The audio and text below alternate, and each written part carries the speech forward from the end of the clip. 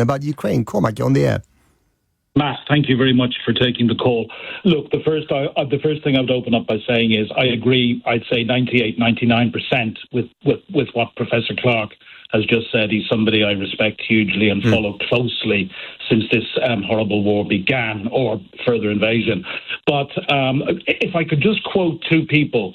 One, the foreign minister of Ukraine, who I worked with, and I was at a security conference with him back in 2017 in Halifax in Canada.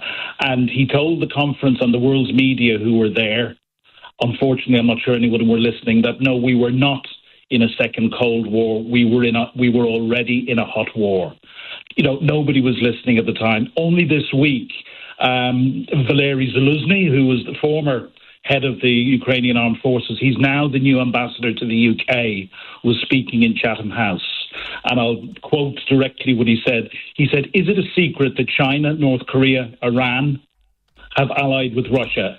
Professor Clark has just dealt with that. He said, "If anyone believes they're united only against Ukraine, I would be the first to question that." And I think the thing that we have got to understand, and where most people are coming far too late to understand it, is that the concept of Russian hybrid warfare, which they have been waging against all of us since 2014 at least, with the illegal annexation of Crimea. And, you know, hybrid warfare, sometimes called grey zone warfare, combines disinformation and all forms of disruption, and they will bring in conventional violence when they believe it is in their interest. So I would very much suggest at the moment, given all three partners of Russia are actually outside Europe, and we know that there has been considerable Russian interference in US elections going back to 2016, I would say that we are in more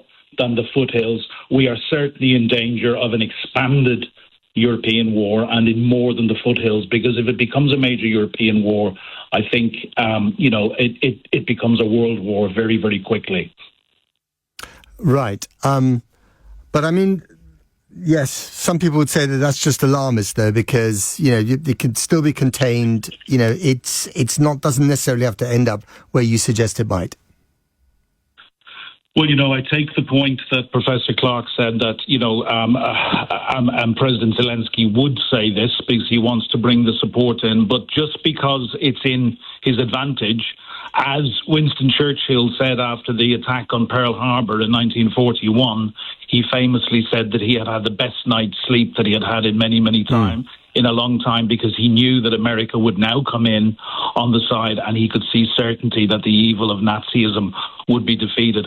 I don't think it is alarmist, and that's, my perspective from, working in this area, actually since 2014. I went to Ukraine as a special advisor in 2016. I think we need to get better used to listening to the Ukrainians and others in the eastern neighborhood who will tell us the same thing, because they know, they understand Russia better than we do. All right, Cormac Smith there, former strategic communications advisor to Pavlo Klimkin, a former Minister of Foreign Affairs in Ukraine. He's not just an ordinary caller from Kennington. He's got skin in the game, as it were. Of course, the Russians would say that they don't interfere in American elections, and even if they tried, it's not necessarily the result that they necessarily